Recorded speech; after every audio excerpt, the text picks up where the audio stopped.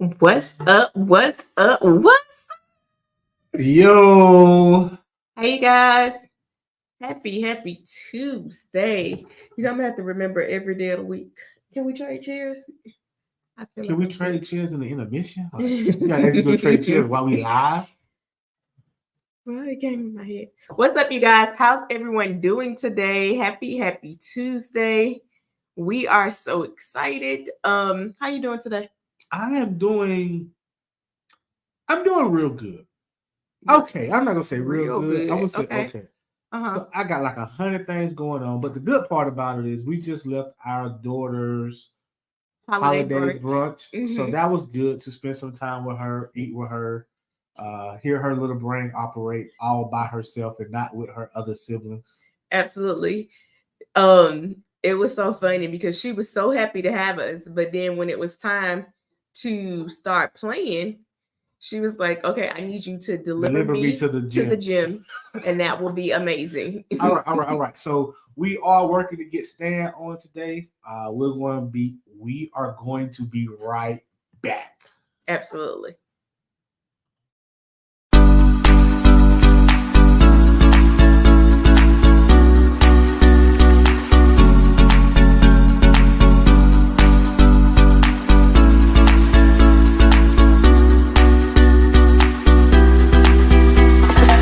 Yo, what's going on? What's going on? Listen, it's Keith Everett, Real Estate Diddy. I'm right here at the Simple Sexy Flipping Conference. I gave 10 ways on how to find off-market properties. If you're somebody trying to learn how to use the bank, find private money lenders, and knowing how you can fund the properties, you need to be here.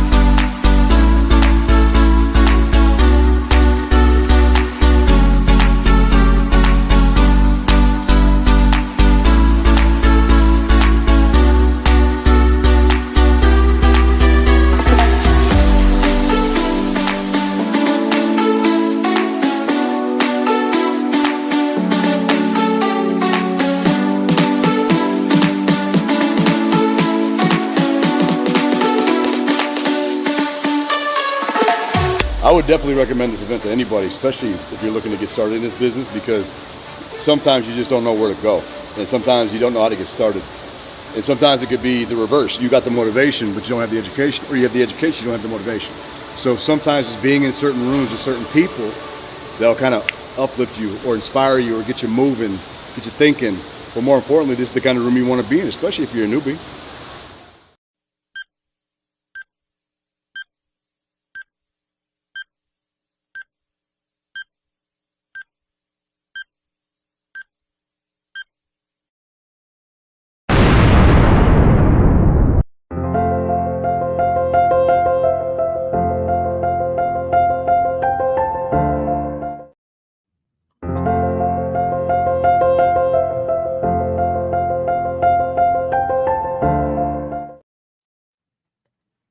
What's up, you guys? We are back. Thank you for that quick intermission. I was able to switch cheers. She stole my chair, y'all. I have no idea why. They the same chairs. No, one sits higher than the other when you're only 4'11". It's called push a button to come up. Well, I haven't quite figured that out just yet. So in the meantime, we just switched. All right, let's do it. Let's go. We have in the waiting room Mr. Stan himself. Stan is the owner of Jacob Title. They are a closing attorney in the Huntsville area. They are remote throughout Alabama. So we're going to bring him on. We're going to talk about some of his fears from a high level. We're going to find out what makes Stan ticks. Ooh, welcome, Stan. Hello, everybody. Great to be with you guys. It's good to have you. So good to see you. Hey, man, I like that jacket, Stan. I like that jacket. You got to let me borrow that one, man. That's a nice one. It is kind of nice. I think somebody got it for me. I believe my wife bought it for me, so I normally don't get this stuff. I don't know what this thing's made of, but you're right. It is pretty nice. It is a nice one. It's a nice one. It's a nice one. For the people who watch it, make sure y'all tell Stan hello so that we can give him a nice, warm welcome. I would like to say thank you for coming. I know you are a busy man. Absolutely. And this means a lot to us to come on here and give us some of your time. Absolutely. You guys, real quick, if you can share this on your feed on your newsfeed, period, because there's some people out there that are struggling from a fear perspective. They are struggling on, how do I overcome these hurdles? How do I overcome these mental roadblocks that's stopping me from getting to the next level that I know that I'm destined to get to? So please share it on your newsfeed so that you can help others just like it's helping you.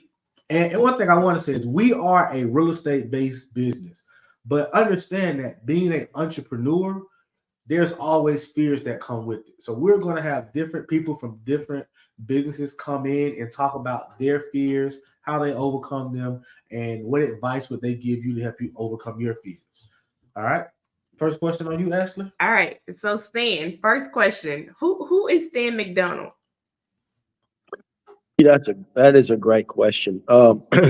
So a lot of times people immediately answer that by just saying what their career is. Sometimes people use different reference points. They let you know where they went to college, or who their parents are, or where they live, or all kind of things like that. Now, as for me, I've tried to go a little deeper than that, and we'll talk about things as far as who Stan McDonald is. But I'd like for really ultimately, I'm a child of God. I was made by God with certain gifts and talents at a certain place in time. I have certain circumstances around me that I grew up in that are unchangeable. I, physically I am what I am, and all those things. So I really try to take things back to the Creator and why we're here and for what purpose we're here. And I try to connect to that. And I believe why we're here really isn't a short time that we're here on this earth, is to love God, understand who we are, and love our neighbor as ourselves, as it's been said. Learning to do that is a lifetime process, because we live in a world where it's always hard to know what's real around you. Yes. I'll use a few. So one of the things about me circumstantially, I'm a big football fan. Sometimes I'll use some football analogies, but I'll use the term a lot of times in this world, in this life around us, and we're going to get into real estate and career too. You see a lot of what's called eye candy. You see a lot of stuff that's kind of fake and not real, and you have to distinguish between the eye candy, and you don't go for that. You go for the investing in things that are real and have dividends and returns. That's right. So, that's gems. Right. Hey, that's a gem right there. The one thing I will say is that we have pillars of success, and one of the pillars is faith. And you will hear these things continuously come up during our podcast. Faith is a big thing. Having belief, having understanding that you are not the big person in charge, right? in a sense, and being able to have faith and believe in your leader, I would say, your leader, that he's going to lead you and guide you to the right place. Yeah. My wife you'll hear me reference her. She's a mental health therapist. She owns her own business counseling agency. And we talk about things like this in business all the time. I talk about her business with her. She talks about my business with me. And one of the things that, business can be stressful, and you can go have emotional ups and downs. And one of the things that we say to ourselves is we want to make sure that in our lives, as we go through every day, God is real big and people are real small. Because when people become real big and God becomes real small, people will let you down, and things are always changing, and it's just a tough ride sometimes. But when God is real big and people are real small, that doesn't mean people are not important. They are. They're very important, of course, in terms of service and all that. But it means that, when one of them disappoints you or betrays you or lets you down, or you're disappointed them or whatnot, it doesn't end your day. You can keep going forward, because you know where your anchoring really is. We're going to have fun talking about this. Let y'all keep on going because Man, we're listen, it's hard to stop gyms. When the gyms are coming, It has to keep I'm flowing. gonna put that one in my repertoire. You gotta keep God big and people small. Absolutely. well. That's a word. I've spoken to this group a time or two, and truly, I hope that you will feel the authenticity dripping through on some things. I'm a big believer in the investors and in the real estate investors and private property ownership and the pursuit of that in this free country in which we live. And I think y'all want to test. I sought y'all out. Y'all didn't seek me out. You might have heard of Jacob Title and whatnot, but I called y'all. And because I want to affiliate and associate with people who believe in things that are fundamentally important for our soul. I believe that Yes. when you are in the arena of risk and reward, when you are in the arena of cause and effect, when you are in the arena of private property ownership, where you must be responsible, I believe when you're in that arena, it's good for your soul. I grew up on a farm, and one thing I've figured out when I got a little bit older, those farmers, they depend upon sunlight and rain and the right kind of soil conditions, and that the bugs don't eat them up that year. They really are dependent. They would do well to start their day every day and with their career on their knees. I mean, they really would do well to do that because there's so many things that are just outside their control. Wow. I'm going to transition not far, but you said you was a farmer. That's kind of intriguing to me. Wait, were you a farmer or did you just grow you up grew on up a farm? around farm? I grew up on a farm, and I used to farm for a couple of years, and then I switched out and got into the legal business. Yeah. All right. So was your parents like rich farmers, or were they was like work every day type farmers? Okay, so yeah, let me be honest on that because I think most people would consider that I grew up in a pretty good situation. My dad was a really big farmer. Okay, Okay. but my mom grew up a poor farmer, and my dad grew up I guess a medium sized farmer.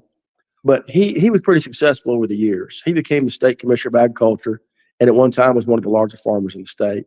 So, Wow. but now, the one thing he believed in, now he threw me out in the field. Okay, he threw me out there when I was about 10 years old, and I tell you, the sweat and the dirt is very memorable in my mind, and it was the kind of thing where I love the farm, but I still like living near it, and being around it. But I got off of it as fast as I could. Wow. That's great. What type of lessons did you learn from your dad, being that he was a business owner, he was an entrepreneur? What things rubbed off on you that was in him, or what things did you learn from him? You plant the seed in the spring, and you're not going to get paid until the fall. Ooh. And all the things that could go wrong between the planting and the harvesting are so outside of your control. You can faithfully steward and you can look at it and plow it and do all the things you're supposed to do, but there's so many things that are outside of your control. And you have to trust God with it. And those farmers, kind of like I talk about, a lot of people will say a lot of times, they're the backbone of the nation. They say a lot of good things about farm, but most people, kind of like farmers. They don't have any real beef with farmers, And I think part of the reason is because they never get too far from the soil, as one might say. Ooh, that was great. Let me tell y'all, if you're going to turn me loose a minute, there's something else I think that's Come on, give it to us. that I learned about farming, and this really applies to our investors, our entrepreneurs out there. And again, I hope you'll hear my heart on this because I'm with you guys. In a few minutes, we'll talk about how I've had ups and downs. I've had Fridays that I didn't know if Monday was coming. I'm gonna tell you that now. I've had Fridays that I did not know if Monday was coming. Okay. I remember calling my sister one time and I said, I really think I'm going broke. And she said, well, that's good. And I said, why in the world would you say that to me? I have this kind of sister that would talk like that. She said, that's good because every millionaire I know has a good gone broke story. And I thought about it. And I thought, well, that's actually right. If you ever do talk to a millionaire, they're going to tell you about what they went through. They really will. Yes, But sir. I do want to talk about farming again a minute. If y'all hang with me just a second now on this. Now let's take a corn plant for kicks, okay? You take a small kernel of corn. It doesn't look like much, does it? It does Not not at all. look like what it will one day become, all the fruit that it bears. And you take it and you stick it in dirt. Dirt now. I'm talking about dirt. It's nothing fancy about dirt. We do happen to know it has nutrients in it and has enzymes and protons, or whatever biological we want to speak of. And somehow when heat and rain and moisture, all that stuff occurs, in a matter of a few months, look what it turns into. Mm. It produces fruit a thousandfold. Now, how does that relate? Now, I hope y'all still with me because it's how it relates. I really believe that if I walk out my front door as a real estate investor or a businessman, any kind of way, the nutrients are out there in the air. The enzymes, the protons, all that stuff. I believe that God puts it around us all the time. We just need to be as good of a receptacle, as good of a receptor as that little seed is. Mm. And, we are given a mind, golly, that can be so creative if you think about it. I'm Right. told that we only, even the most intelligent people, they say, only use like 2% of the brain or something like that. Have you ever stopped and thought and just think, you know what? I'm going to take my mind deeper. I'm going to take it deeper and deeper and deeper. And I'm going to try to understand everything that's going on around me. I'm going to try to understand people's behavior and all this kind of stuff. And you might, if you really take inventory, just get with God or just meditate or just think all the ways that really He has been faithful. Or some people say, well, hard work pays off.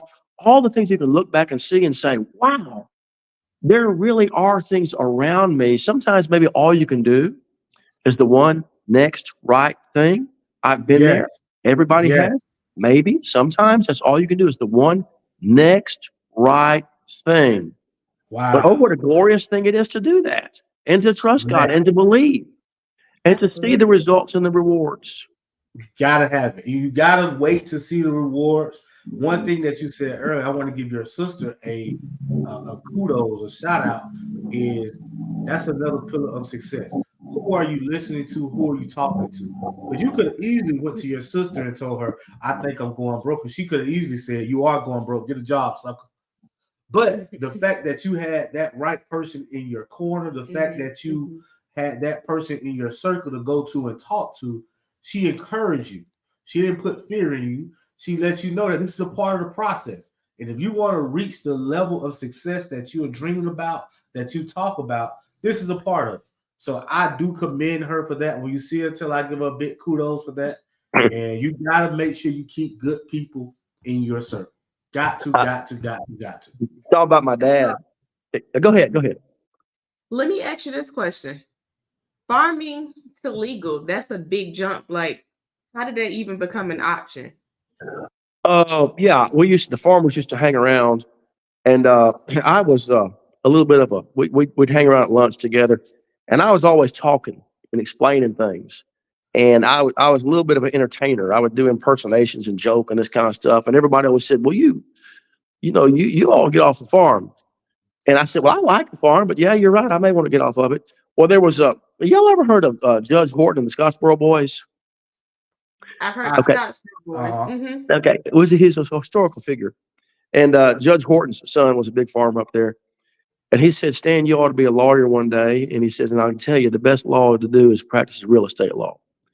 And he was Mhm. chairman of a bank board and all that. So he knew what he's talking about. So I did set my mind to being a lawyer and as we like to say, a dirt lawyer. It's my A slang way dirt of talking lawyer. about real estate lawyer as just a dirt lawyer. There, just like y'all, you'd be really surprised. So much in the legal field really does end up relating around property and property ownership and property rights. It truly does. It's surprising. Um, but let me tell you something about my dad a few minutes ago. You made me think about. I got my first legal job and I was really proud. I was working for a good firm, but I was getting paid surprisingly low. They start you out really low, and they Hmm. will pay you as little as they can if you let them. And now my wife and I had 7 children in a matter of 9 years, if that gives you an idea. We were very prolific. Now, that wasn't a Brady Bunch. They always ask the question, are y'all Catholic? No, we're not Catholic. Are you Brady Bunch? No, we're not. Are you Mormon? No, that's what we wanted to do. That's just what we thought. That was one of the best things in the world we could do, was have a lot of children. So I wasn't making very much money, and my dad was subsidizing me just a little bit.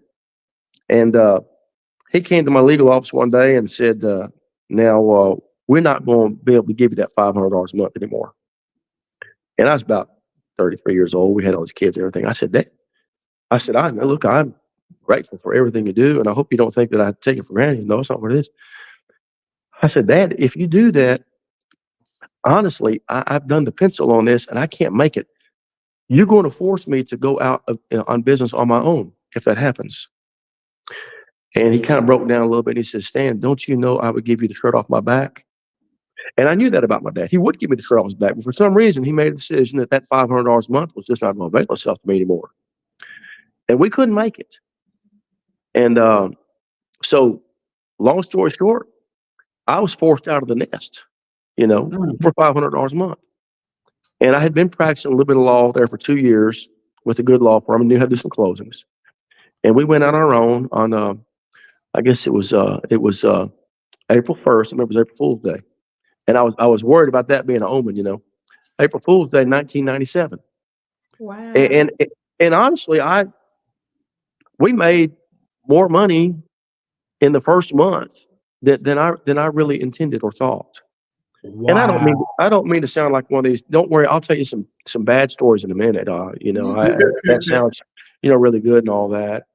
And in the first year, I told my wife, I said, I didn't really think we would ever do this well. Really.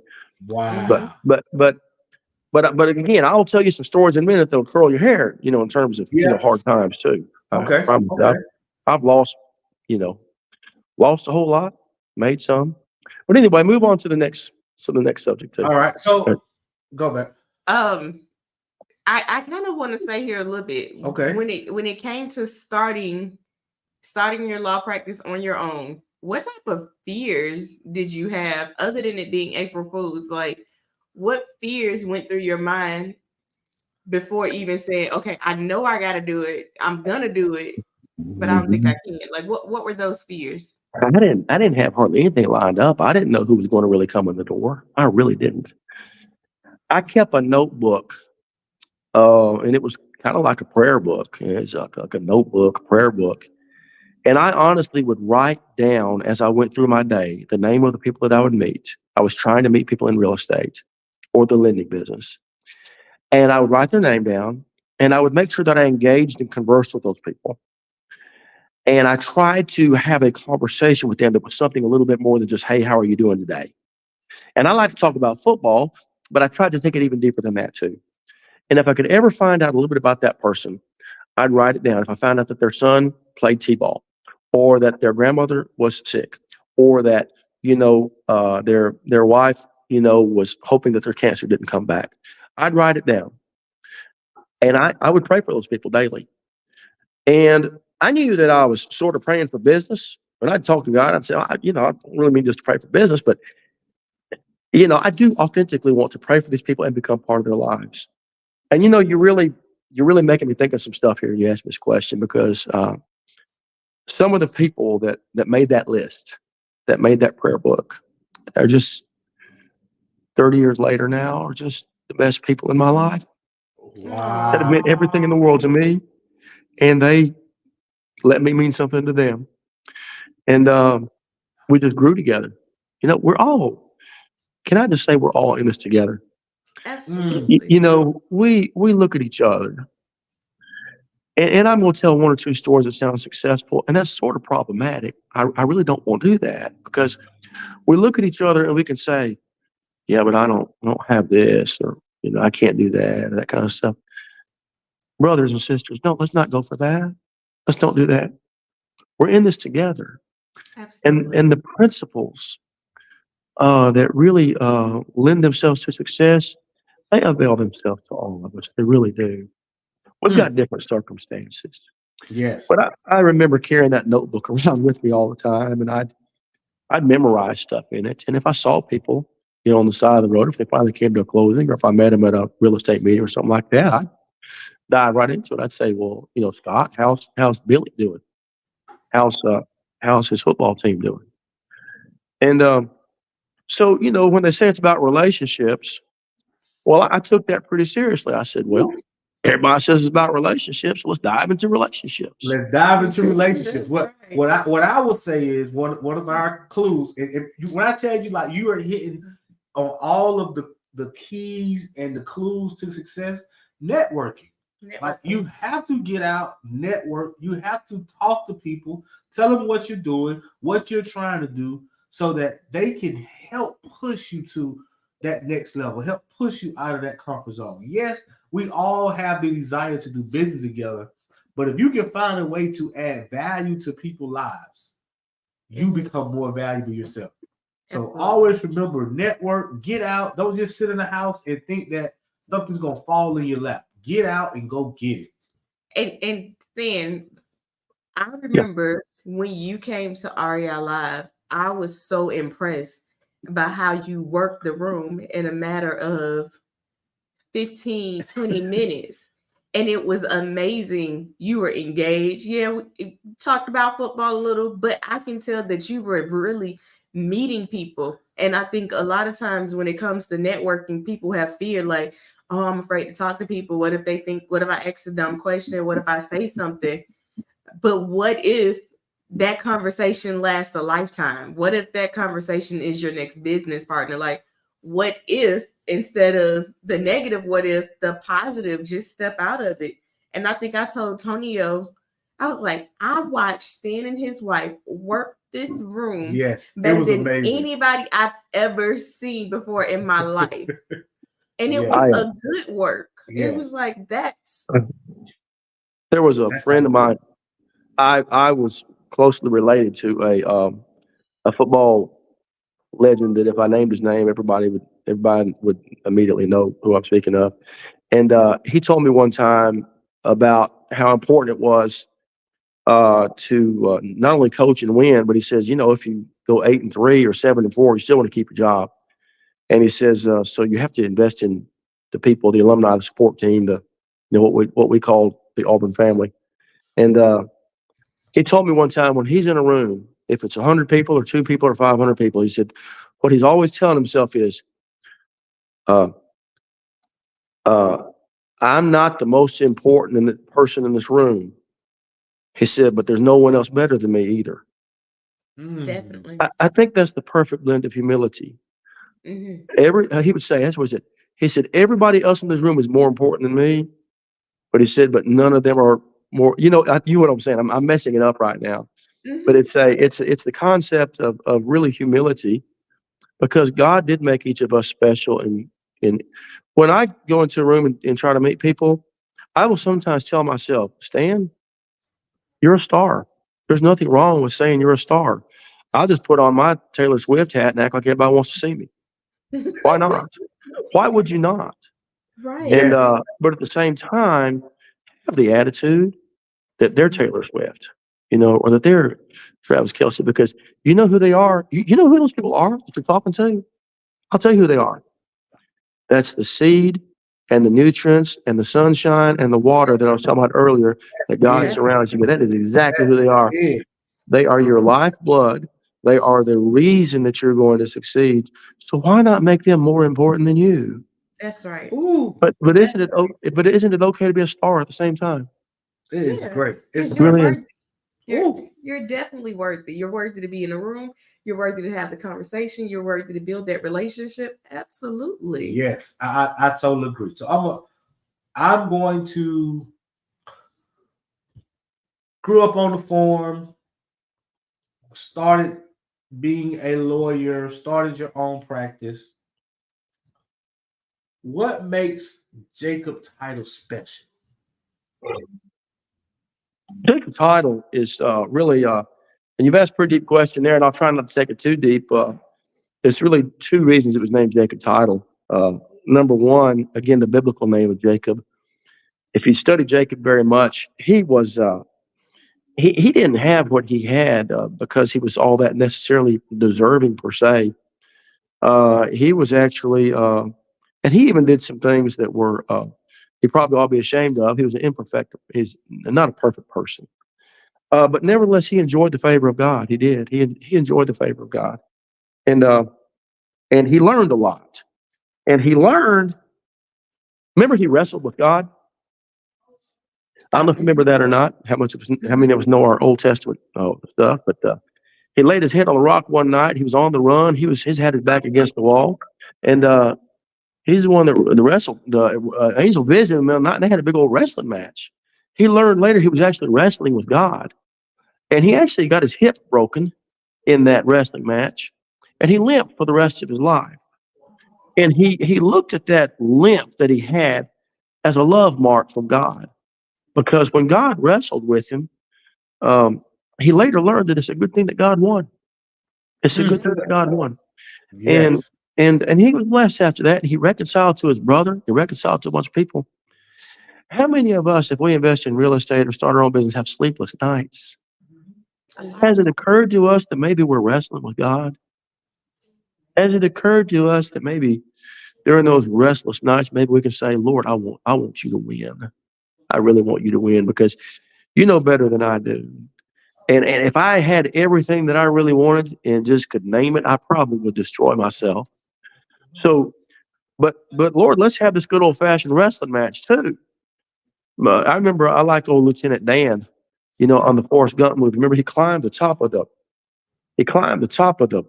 rafter on that sailboat, and in the middle of a thunderstorm, and dared God to strike him dead. Now I don't recommend this, I know but that's you right. remember he was angry at God, but he was very real, and all that lightning was around, and it never did strike him. And Lieutenant Dan said his word to God, and he told God he didn't think things were fair.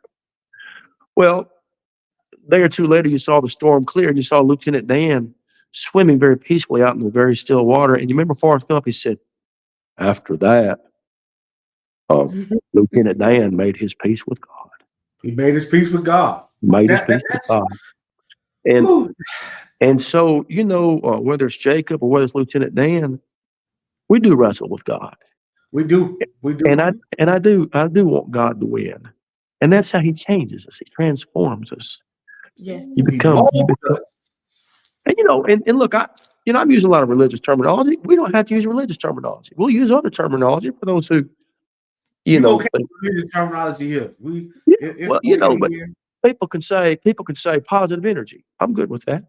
Positive Yes. energy. Positive energy. Man, Absolutely. it's Yeah. when Uh, you uh, when you're laying when you're laying down and trust me, I've had them battles with God. Um and you don't necessarily know that you're going through it sometimes. You feel a certain way, but I will say that it's a part of the journey. It's a part. Every time that AKA or quote unquote those battles have happened, I've come out a better person. I've come out a better husband, a better son, a better dad. And I look back on those times and I thank God for them because he was molding me and he was changing me into something that he wanted me to be, not what I see myself as. yeah. I So agree it's with a you. part of And it. it doesn't feel good. It never feels good. Well, Sometimes you want them to take the feeling away, but it's over when it's over and you'll be okay. I couldn't agree with you more. Isn't it funny?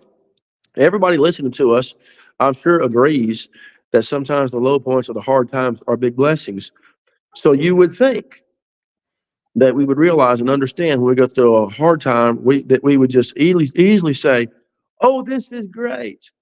But somehow God knows how to design it just right. To hit just the right rough edge on us that even though we know this intellectually, we're like, I'm hurting. Why does it have to be this way? This Mhm. really hurts. Mhm. And hey, can I switch to something also that I'm interested to know if this is one of your pillars Okay. I'm listening. because I'm thinking about what I've experienced too, and it has been a real gift before, and I don't do enough of it, but I wonder if it's one of your pillars, and that is reading and just learning from the written word really is such a powerful thing. If Pardon me, I've got this little respiratory illness, but I'm going to get into something kind of fun here. For those of you who were around in 2007 or 2008, we call it the Great Mortgage Debacle or the Great Recession and so forth. For those of us who were in business at that time and our livelihood was real estate, you will never forget that experience. It was a near death experience for a lot of us. And I had some dear brothers that we were all hurting, and they were kind of the ones that, same ones I invested in earlier. We kind of came together, and I did some reading. And I remember reading one time that some of the greatest millionaires and some of the greatest wealth that was ever built was during the Great Depression. I thought to myself, now wait just a cotton pick a minute.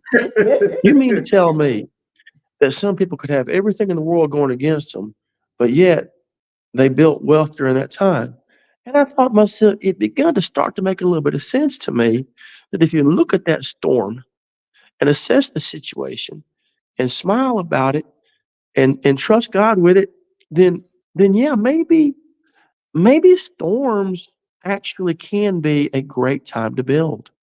Yeah. Maybe when the house is burning down, some people run in when everybody else runs out. Maybe. And maybe that's where the great gains are. I don't know. But we I came up with, definitely, yeah. I definitely think in this real estate world, when people are running away, that's the time to run in. Yes. In this real estate world, when people are running away, that means opportunities are being left on the table. Yes. That means that you are here to help more people in those situations. And I wish I would have knew what I knew now in 2009, 2008, 2007. I wouldn't change it, but oh my God, I would be a different person if I had the knowledge and the expertise now that I would have Well, had back then. we came up with a little illustration I thought of, and then we kind of came up with an invention. But I have a friend that taught me about sailboating. Now let's think about it a minute. If the wind is 30 miles an hour going from east to west, then it's easy to put a sail up and go from east to west at 30 miles an hour if you're riding a sailboat, right? Uh-huh. Couldn't we all do that? We could all do that. But what about if the wind is blowing in your face at 30 miles an hour and you've got to go into the wind? Now, you do know that there are sailboat experts who know how to do that, believe it or not. It's called tacking.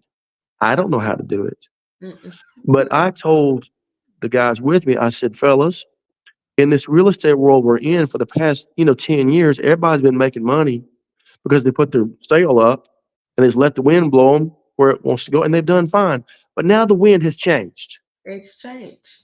and some people are going to have to learn to tack. And Mm-hmm. tacking means you go this way, and you go that way, and you go that way, and before long, somehow you actually gone forward. So we said, how are we going to learn to tack during these times? And what we ended up doing, and it was through prayer and research and everything else. But for those of you who are around, you may recall a lot of houses went underwater. And what I Yes. mean by underwater, that means you owe more on your house than it will sell for. And Yeah. prices are going down, but what you going to do? And then you start going bankrupt. We learned how to perfect the practice of doing a short sale. A short sale is when you contact the lender and you say, hey, look, I want to, sell my house, but it's only worth 150, but I owe 200. And it was to make a long story short, in about 4 years, we just went on the road and told people that we knew how to do short sales like nobody else knew how to do it. We closed 600 short sales in that 4 year period, and it was utterly and completely the difference. Now, the two guys I did it with, they were getting knocked out of their business. So I brought them on with me and I said, let's just do this together, all three of us. It carried us through those hard years. Wow, Totally carried us through that's those hard amazing. years. So let's I give a gem about short sales. Wait, I want to go back real Okay. quick. So, Stan, you said if reading was one of our pillars, and it's knowledge, education is what our pillar is. It's making sure, however it is that you learn, that you indulge yourself in learning your craft, respecting that craft, and learning more, because the more you know, then you can be creative with that sale, because now you have more tools in your tool belt. But if you don't, if you just stick to your own knowledge, your own limited knowledge, then you'll never grow and you can't perfect it when storms come and adjust. Yes. And you got to believe that you only know so much. You're never You're the not the smartest smartest person in the person. room. You're never that person. So if you go into rooms thinking like that, if you go into situations thinking like that, you're always going to be growing. And that's the goal, to continue to Yeah. grow and develop so that you can maneuver the way you need to maneuver. Yep. You know, I couldn't agree with you more. And let me say a couple things here too. Not only do you not know everything, and you just need to glean from again the people around you. Again, that's the sunshine and the air and the enzymes of the dirt. That's the people around you that I'm talking about that will cause your little seed to turn into fruit one day. Realize it, recognize those people, appreciate them, make yourself get around them. But also in the reading and knowledge pillar that you speak of, guess what else? It's kind of funny. The most important, fundamental, basic things we have to be told over and over again. We must remind ourselves. Martin Luther, one of the greatest theologians and the head of the guy that started the Great Reformation, he once said, "I preach the gospel to myself every single day because Yes, I need to hear the gospel every single day." Now that's right. you would think this guy who translated the entire Bible from whatever language into the German language and all that wouldn't have to remind himself every day of the fundamentals of the gospel, but we do. We have to I remind myself every day about the laws of supply and demand. You Yes. know, remind myself every day about the laws of risk and reward. And Yes. I'll tell you another funny story. Let me go football on this. One of my partners, Stuart Jordan is his name. Y'all know Stuart. Yes. Uh, Stewart's a Yes, good sure. guy. Stewart's dad, he won't tell you this, but his dad was one of the greatest offensive coordinators of all time. I'm going to brag on him in a minute. Let me tell you who his Emmett Smith's position coach was. Stuart Jordan's dad. Okay, Wow. Eric, because he was in Florida. Then before they was at SMU, guess who he coached at SMU? Eric Dickerson. So he coached Eric Dickerson and Emmett Smith both. But now he spent some time coaching with the Dallas Cowboys. His specialty was the offensive line. Now, he told me this one time, and I couldn't believe it. I made him say it over and over again. He's coaching these multi-million-dollar offensive linemen, and they're all Americans in college, and some of them are all pro Dallas Cowboys. He said they work 30 minutes every day at practice, every day, 30 minutes on stance. Stance. What? Fundamentals. Stance. Just how you stand. Now, I thought you just got down, put your one arm down and just stood there, and now I've got it down. But they work on stance because it's so fundamental and basic. But these defenders and linebackers, they look at the way they stand. You football guys know this. You look at the way they stand, they can figure out if you're going to lean left, lean right, if it's pass, that kind of stuff. So they just practice. Well, okay, maybe I'm belaboring this a little bit, but I'm just simply saying in your quest for knowledge and understanding, don't be afraid to, don't ever go to church and when they say the gospel, don't say, "I've heard this already." It's coming at you for a reason. You need it Yes. every day. Yes. That's So right. one thing I will say to piggyback on that, and don't forget what you're gonna say, Okay. is words of affirmation.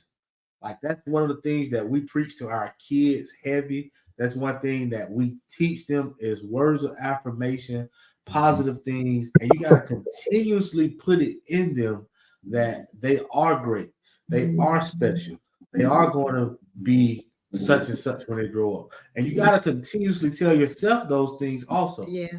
So when it gets down, when it gets bad, you have to be able to tell yourself, "Hey, I can do this. Hmm. I'm made for this."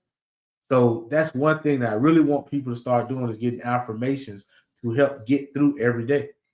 There was something I told one of them the other day, and I can't think of, and I hope that before we finish, it can come back to my mind. But another pillar that you talked about, Stan, was getting people around you and partnering up.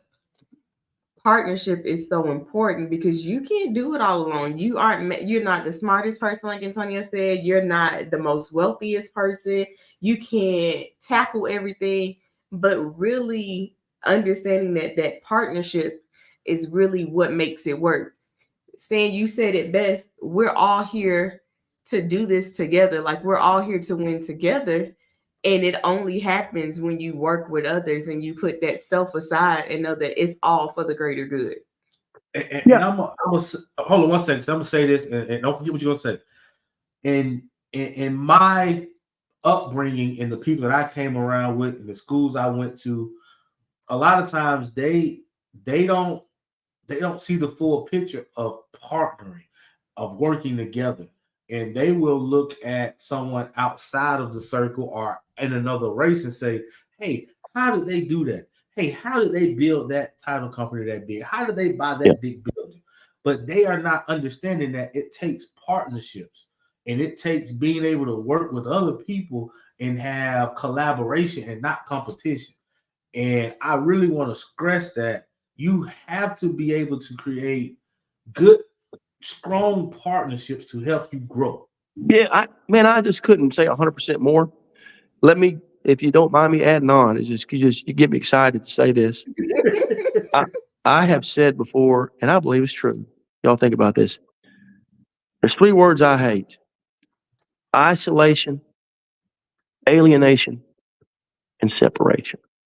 Mm. And I think isolation, alienation, and separation cost us money.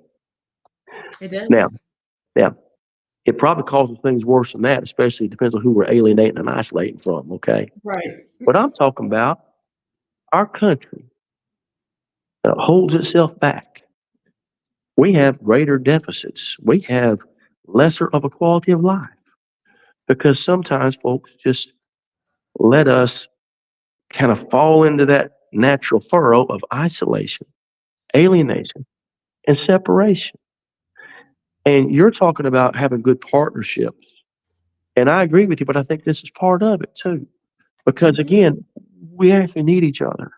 We, I think that when we do things that are honoring to God, now I don't preach what I guess they call this prosperity gospel or whatever, but I do think that when we do things that are honoring to God, there are natural results that are at least always good for our soul, and probably about 95% of the time can be pretty good for just your general success as well, which oh, by Yeah. the way, happens to me. It happens to be financial.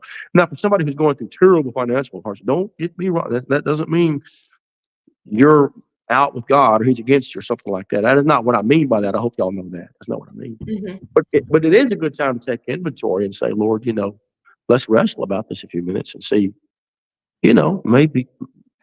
maybe a perspective or two could change. But Right. I just, I really think we leave a lot of stuff on the table when we don't find ways to bless one another, when we don't look for ways to lift each other up, and God help us that we think we have reasons that we should isolate, alienate, or separate from each other. That's a word. That's the word. Absolutely. So I'm gonna tell some reasons why I like dealing with Jacob Title. Don't steal all my reasons. You can write it. Go. I ain't gonna steal none of your reasons. Go, Ashley. I'll Go, go go, first and go, you go, finish. go, go, go. I think for one, the communication is seamless. Like there's not a time where Kathy or Stuart isn't available, and if they're not available, they're right around the corner from being available to answer your questions, to help you with what it is, and to come up with the doggone solution. Sometimes we get stuck like, oh, we can't do this, we can't do it. No, let's all come up with the solution to see how can we get this done so that it works and it's a win for everyone. So being solution based foremost. Okay, that's yours. That's one of mine. So mine is, what's the right word I'm looking for?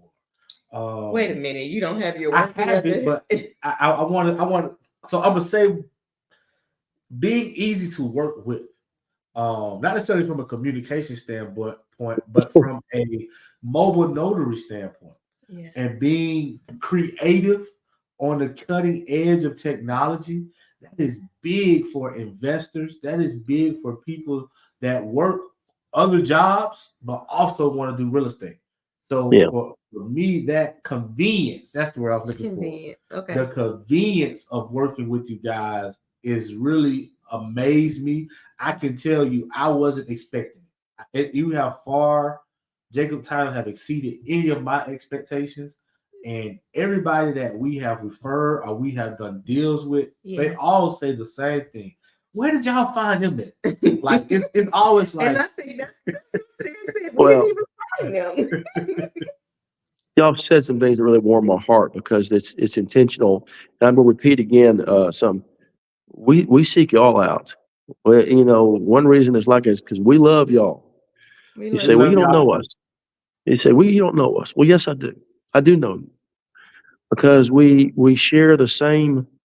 Because you're in business for yourself. Because you're an investor. You wake up every day and you're not sure what's in store.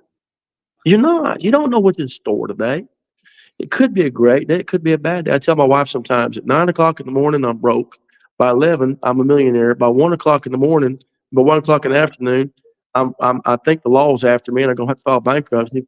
By 4 o'clock, it looks like maybe we've worked for $20 an hour today. So we had a good day. That's the way it is when you're in business by yourself, is it not? It is. Man, that's But, perfect. When I but, tell you, that's perfect. but, uh, but no, but some days are great. Some days it's like, oh my goodness, let's start over again tomorrow. Thank God for new days. But I think most days are great. Most days are great. yeah, they are. Yeah. They are. But one thing y'all said too, that number one, you maybe remember this, we love y'all and that it helps. We like you. And by the way, if you're in some business that you don't like, go to another business. Okay. Really. Right. But, Yes. because you do, it helps if you really love the people that you're with. And the other thing I really appreciate the word y'all using is creative. Thank you for using that word. Because, we're very solutions oriented. It just feels good for me to say that to y'all. We want to be solutions oriented. We don't think that problems come to us every day just so that we can look at it and say, well, that sure is a big problem. Tough for you. See you later. Oh boy, that was a problem. Yeah, you just hit a dead end. We don't think that's the reason it came to us. We That's think the right. reason it came to us is to bless us and you and you and you Yeah. and you. That's the whole I, reason I, the problem came I'm, to us I'm to gonna begin tell you a with. story.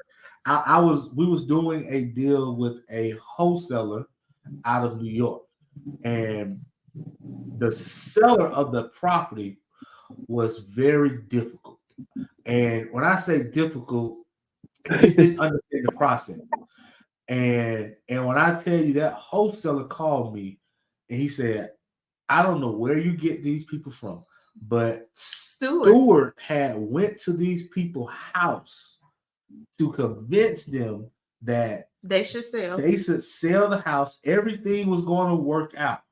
And the wholesaler called me and was like, I've never had a closing attorney go above and beyond for me on a deal like Stewart did.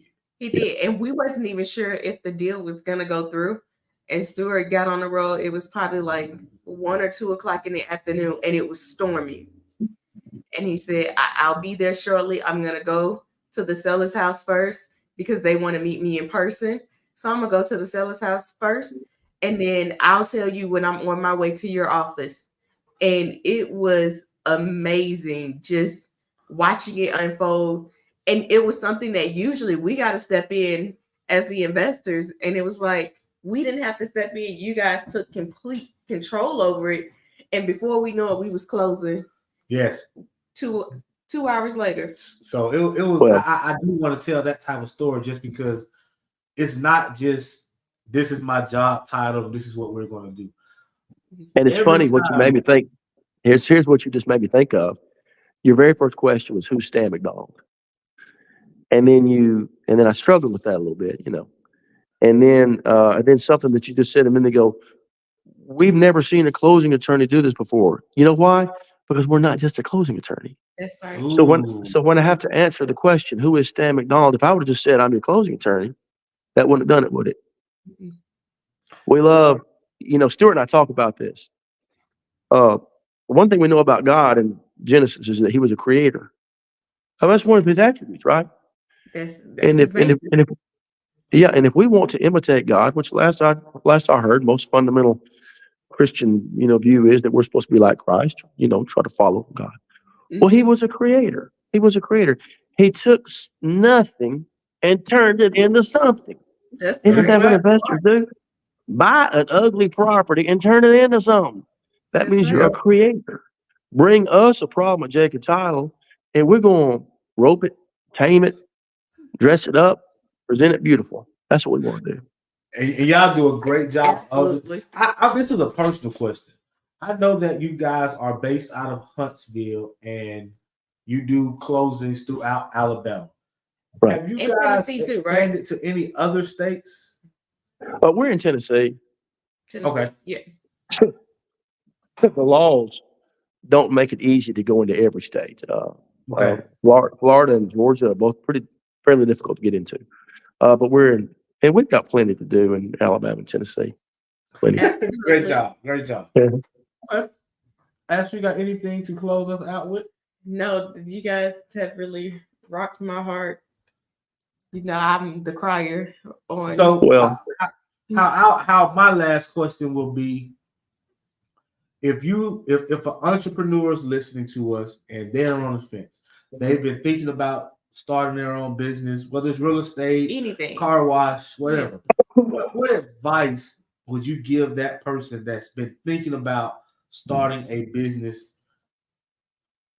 in the next 3 weeks? What advice would you give that person who's on the fence about starting a business? I would say that you can do better than you think you can. Now, remember, I told my wife, very first month we did it, we did better than we thought we would.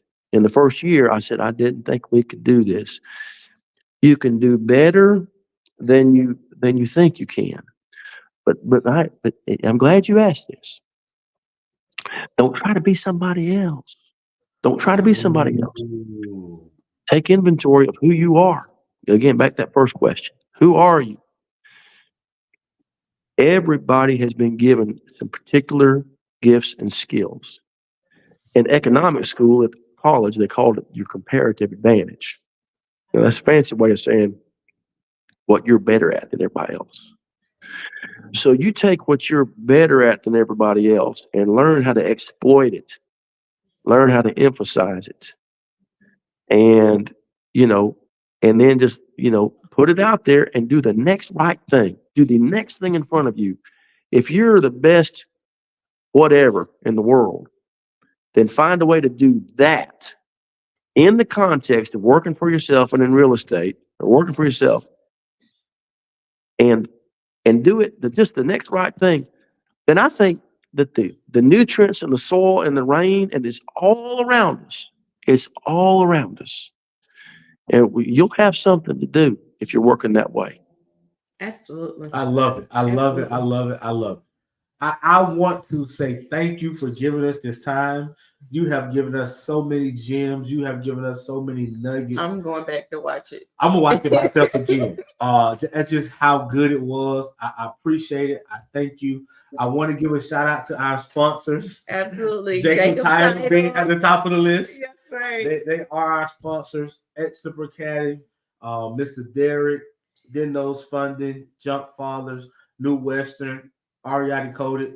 We are having a conference January 12th and 13th. If you don't have your tickets, you better hurry up and get them. We are almost to capacity.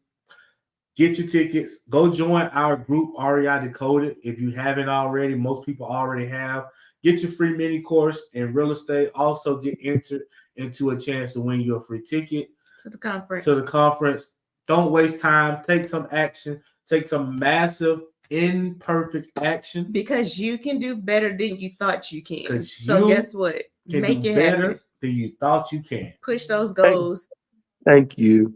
I like to hang around good people, and I like to hang around y'all. Y'all are good people. And again, I'll say this again. I sought y'all out, and I'm so glad that I did. Thank y'all. Y'all blessed me today. Thank you. I'm happy Thank you you for did those too. blessings. Thank you. Yes. Okay. All right. All If right. y'all got any questions for Stan, Stan or has- the Denmark, I was gonna say, drop it in the chat. But drop it in the Stan chat. He has to meeting. go. I know he got a Yeah, he hard has to stop. lunch and learn. Yes. So we'll stay on for a few more seconds. Thank you again. Enjoy your lunch. We look forward to seeing you at the conference. Yes, we can't Yes, wait to see you. Thank y'all very much. Thank Bye-bye. you. Welcome. You guys, that was so freaking amazing. I am like, remember, I don't think it can be said any better. You It can do can't. better than you can imagine. Yes. And I can give you a prime example of that. Tomorrow, we're going to have a husband and wife duo in the building, the Brashers. Come hear their story. They're celebrating their anniversary They're today. celebrating their anniversary today. but they will be in the studio tomorrow to talk about how they have overcome their fears of not having any real estate to having 3 doors. 3 doors. What do you consider? Is that 4 doors with the duplex? 4 doors. 4 doors. In less than a year time, Mm-hmm. and how they have overcome those fears and got off the sideline, y'all. Yeah. Our goal is to bring you real people that are going through real experiences, the same feelings that you're feeling. A lot of times people look at me and ask and say, hey, y'all been doing it for a decade. Y'all in a different category. Our goal is to bring people who are just getting started, who are just putting some gas in that engine to get going, and they are already overcoming their fears. Absolutely. And we have fears too. I remember Stan saying that, you know, sometimes you don't know if Monday's coming from Friday, but I remember that one time where bank accounts were completely empty. I had a couple of credit cards and they didn't have much. I had to pay for payroll on credit cards, and I had $300 to last me to the end of the weekend, and the kids wanted to go to the movies. And I was like, we can't go to the movies. And Tanya's like, yes, we can go to the movies. Just have faith that on Tuesday something's going to happen. Something going to happen. And you didn't know if Tuesday was really going to come, because it can just happen where it doesn't come. But you just have to have faith in whatever you do and know that if you're doing it for your purpose, everything will work out. If you're doing it for your purpose, everything will work out. All things are working for your good. That's right. I truly believe that. Even if it's bad, Even if it's horrible, even if it's the worst thing that you can imagine, it's working for your good. And remember, somebody has it worse than you. Somebody won with your same situation. Yes. Somebody won with a worse situation. Somebody was a former and they won from being a former. What does that mean? Meaning, most times we have a negative connotation on farmers, but that's farmer. A farmer. Okay. Like, that's an amazing story to say that I grew up farming and now I have one of the biggest closing businesses in the state of Alabama. Absolutely. Somebody took whatever situation you're in, you broke, you owe back taxes, single parent, file for bankruptcy, divorce, whatever it is, came from another country, whatever. Understand that whatever situation you're in, somebody won with it. That's right. Because they believed in themselves, they believed in God, and they weren't going to take no for an answer. So whatever you do, don't lose faith. Don't stop trusting in you. Fight the fear, diminish the fear, move the fear. Just be 1% better today than what you are yesterday. That's it. 1%. If you can do 1%, imagine what those bounds and leaps are going to be in 365 days. If you just did 1% a day. That's it. Well, we're going to get up out of here. Did we get any questions in? I seen Paulina say Romans 8:28. All things are working for my good. Ooh, don't do that. But let's roll. We'll see y'all tomorrow with the Brashers in the building. Don't forget to go join the group. Already coded. Get entered into a free chance to win free on ticket Friday. to the conference. Get a chance to win that free ticket on Friday to the conference. All right, let's go. Love you guys. Have an amazing Tuesday. Peace.